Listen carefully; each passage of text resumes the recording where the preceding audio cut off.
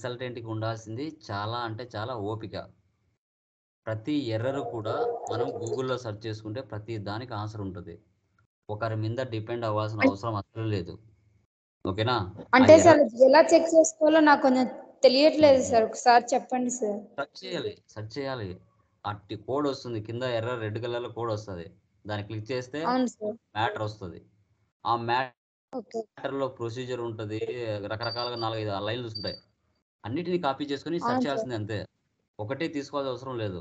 అక్కడ ఏమి అయితే వచ్చిందో మామూలుగా అయితే సామాన్యంగా నేను ఏదోలాగా ట్రై చేస్తాను సార్, ఇంకా నా వల్ల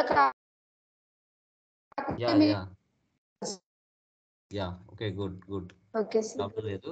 మనకి ఎలాంటి ఎర్రర్ వచ్చినా సార్ అంటే సార్ మీరు మాకు ఒక టాపిక్ చెప్పలేదు, R2R అనే టాపిక్ చెప్పలేదా సార్ ఇంకా మీరు?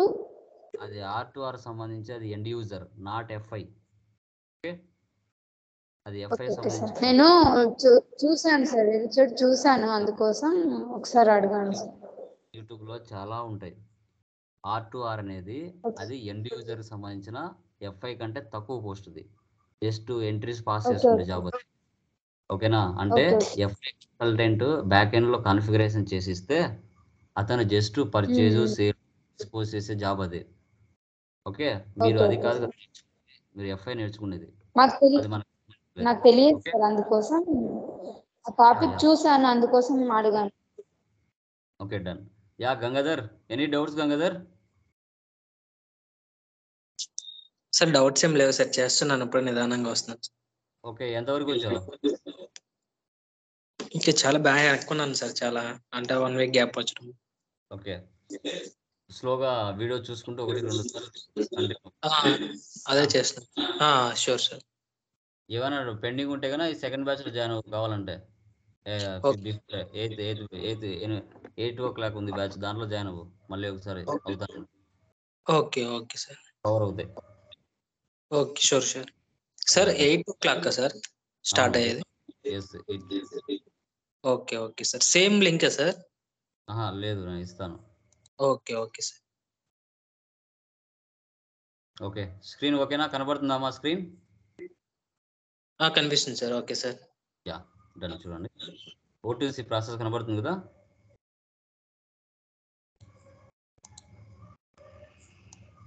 యా చూడండి, నిన్నటి క్లాస్లో మనము ఏం చెప్పుకున్నాం? P2P చెప్పుకున్నాం, అంటే procure to pay, purchase order సంబంధించింది మెటీరియల్ మేనేజ్మెంట్లో. ఓకే, ఈ క్లాస్ ఏంటంటే O2C అంటే ఆర్డర్ టు క్యాష్. మ్యూట్లో పెట్టుకోండి, నాయిస్ వస్తుంది కదా. యా, O2C అంటే మనకి ఆర్డర్ టు క్యాష్ అంటాం. ఆర్డర్ టు క్యాష్ అంటే సేల్స్ ఆర్డర్ సంబంధించింది. ఒక క్లయింట్ బిజినెస్లో కావచ్చు, ఒక బిజినెస్ ప్రాసెస్ కావచ్చు. బిజినెస్ ప్రాసెస్లో ఇన్వాల్వ్ ఏమవుతుందంటే receiving and fulfilling customer request for goods and services.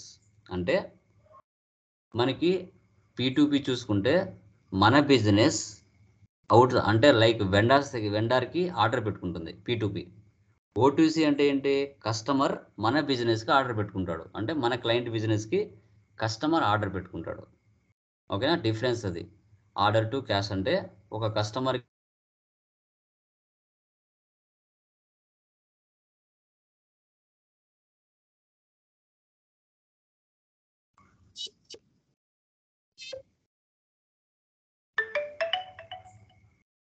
Yeah screen ఓకేనా? కనబడుతుందా స్క్రీన్? హలో, కనిపిస్తుంది సార్. కనిపిస్తుంది. కన్ఫర్మ్ చేయండి. ఓకేనా? ఒక కస్టమర్కు కావాలి గూడ్స్ ఏవైతే ఆ కస్టమర్కి కావాలో, ఆ కస్టమర్ ఏం చేస్తా అంటే మార్కెట్లో బెస్ట్గా ఉన్న పర్సన్స్ ఎవరైతే ఉంటారో. హలో, సార్ వాయిస్ బ్రేక్ అవుతుంది సార్, నాకు వాయిస్ రావట్లేదు సార్ మీది. మీ నెట్వర్క్ ఒకసారి చూసుకోండి. ఓకేనా? నెట్ బాగా చూసుకోండి. ఝాన్సీ, నీకు ఓకేనా? వినపడుతుందా నీకు? సార్ నాకు కూడా వాయిస్ కట్ గా వస్తుంది సార్. యా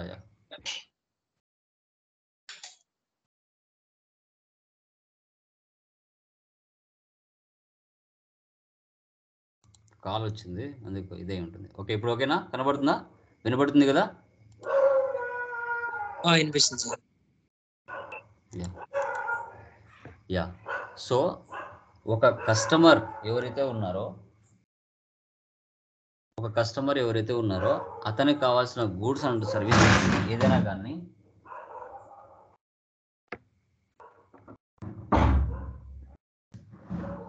ఆ కస్టమర్కి కావాల్సిన goods and stock or services ఏవైనా కానీ ఒక బెస్ట్ పర్సన్ కోసం చూస్తూ ఉంటాడు.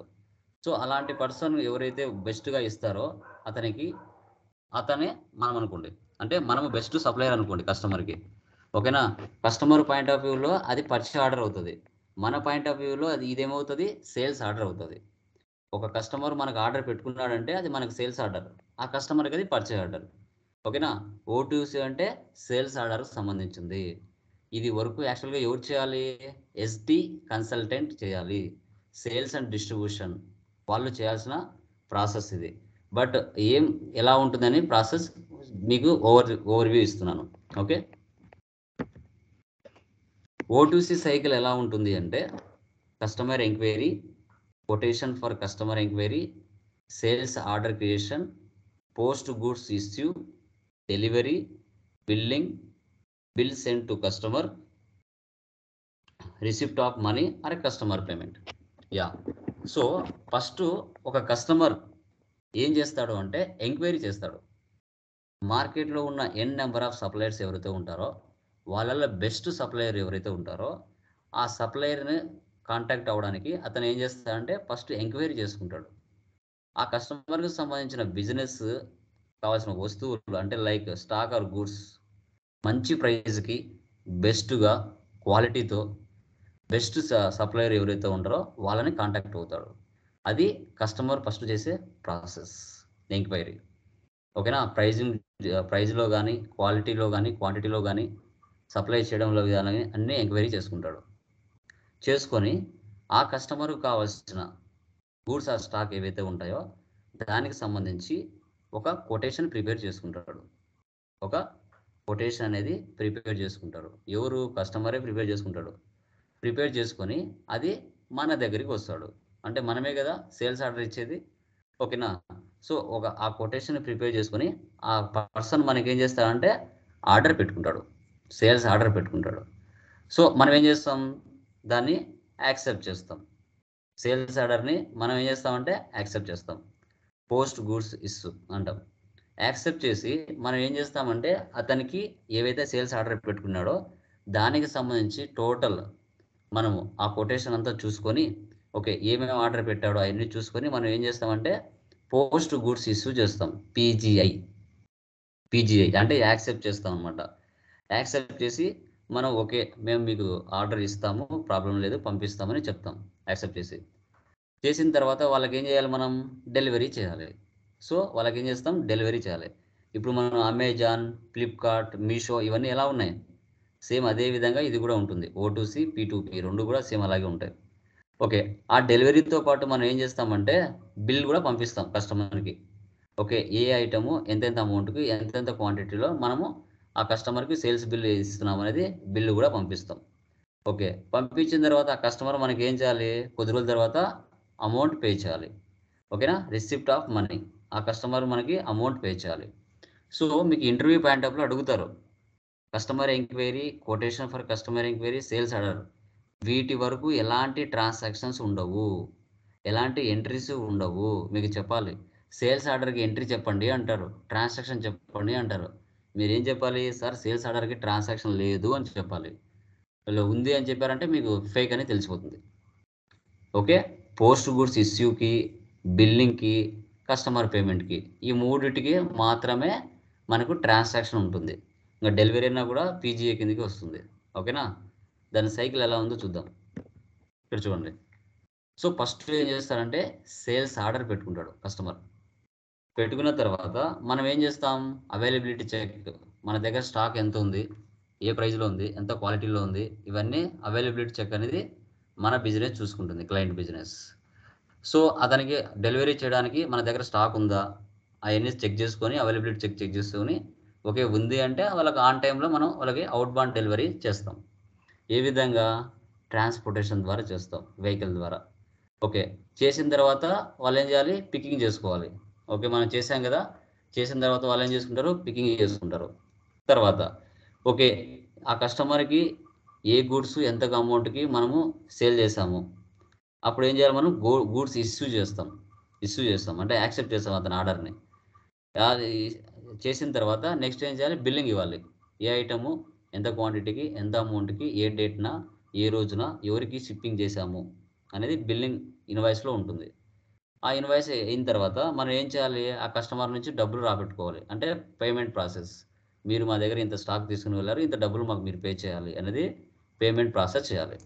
సో మనం చూసుకుంటే వీటన్నిటికీ ఏ దానికి కూడా మనకి ట్రాన్సాక్షన్ అనేది ఉండవు.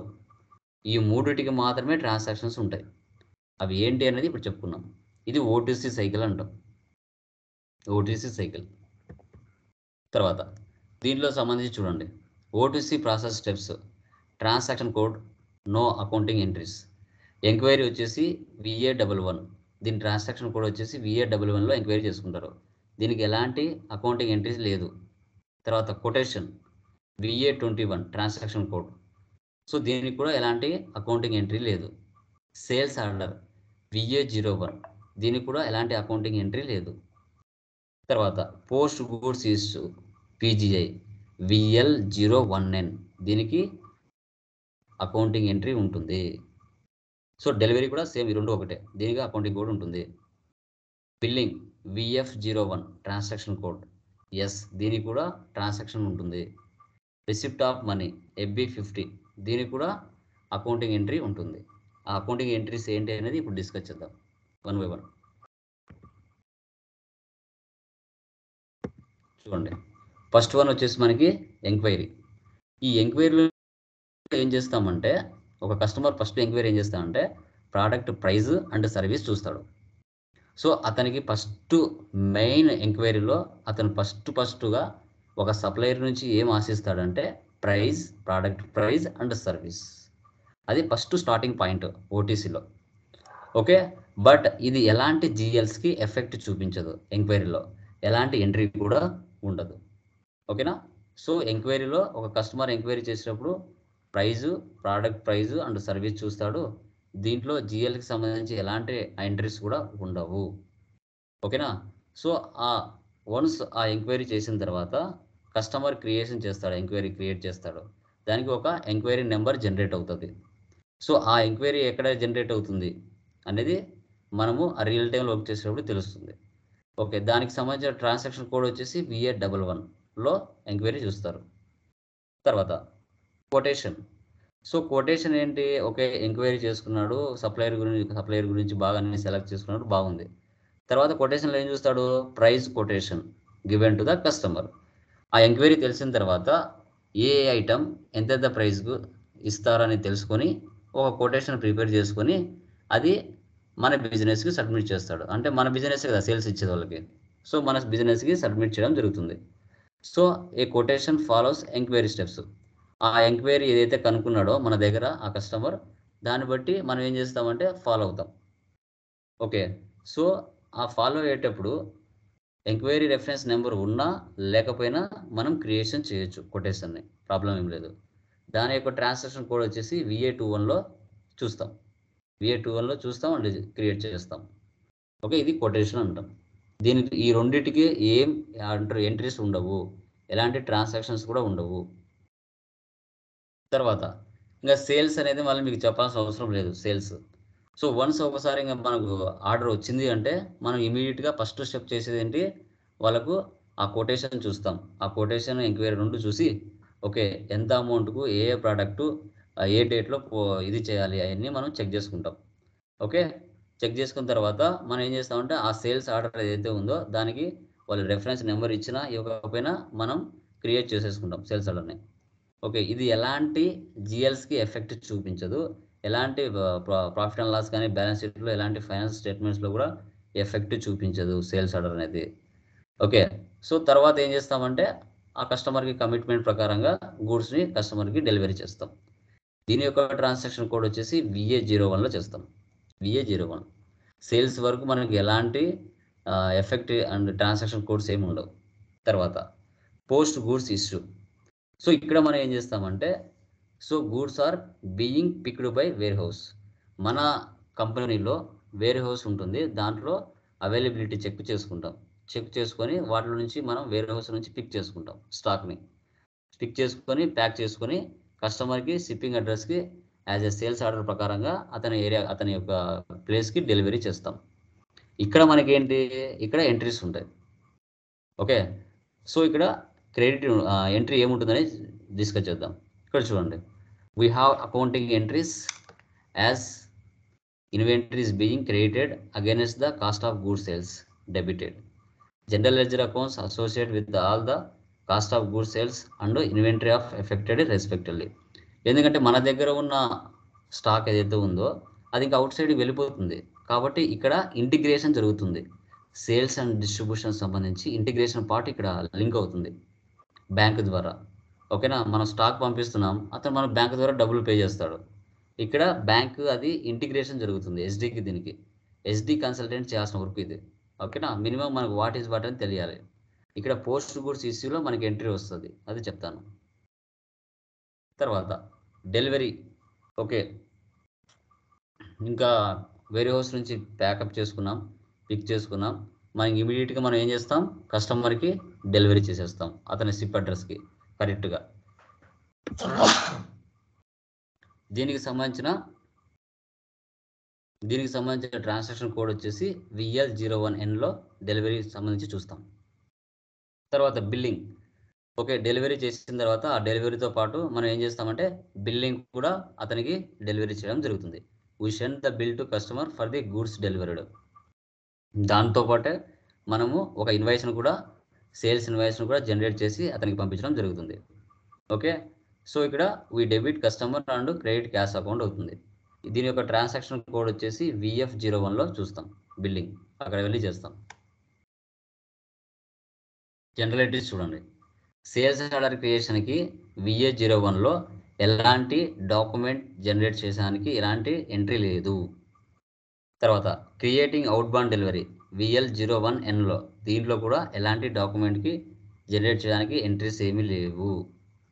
పోస్ట్ గూడ్స్ ఇష్యూ VL01N, ఇక్కడ మనకి అకౌంటింగ్ ఎంట్రీ వస్తుంది.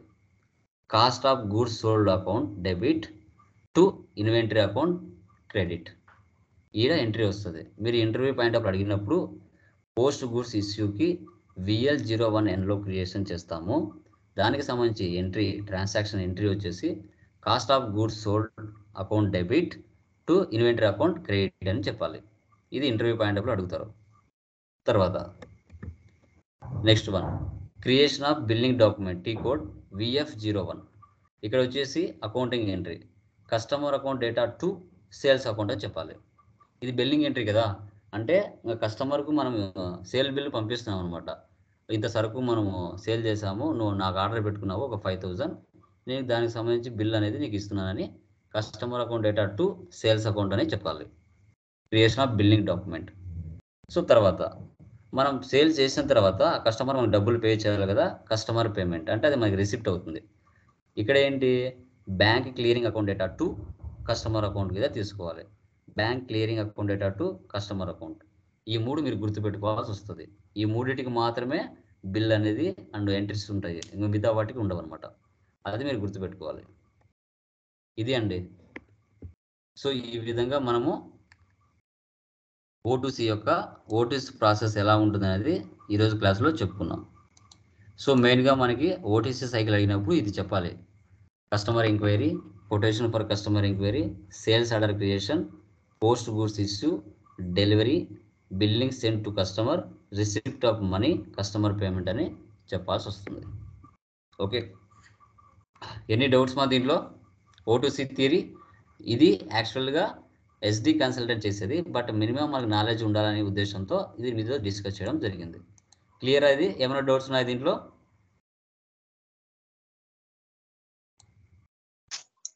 డౌట్స్ లేవు sir. Jhansi and Gangadhar, any doubts? Doubts ఏం లేదు sir, sir doubts yeah okay, done. Okay, ఇది మనం థియరీ వరకు గుర్తుపెట్టుకోండి. ఇంటర్వ్యూ పాయింట్ ఆఫ్లో మీకు కంపల్సరీ అడుగుతారు. P2P సైకిల్ మీద, ఓటీసీ సైకిల్ మీద అడగచ్చు. బట్ వాటికి సంబంధించిన ట్రాన్సాక్షన్ కూడా అడగచ్చు అండ్ టీ కోడ్ కూడా అడగచ్చు. వాటిని మీరు గుర్తుపెట్టుకోవాలి కంపల్సరీగా. ఓకేనా? అది ఉపయోగపడుతుంది పక్కగా. యా.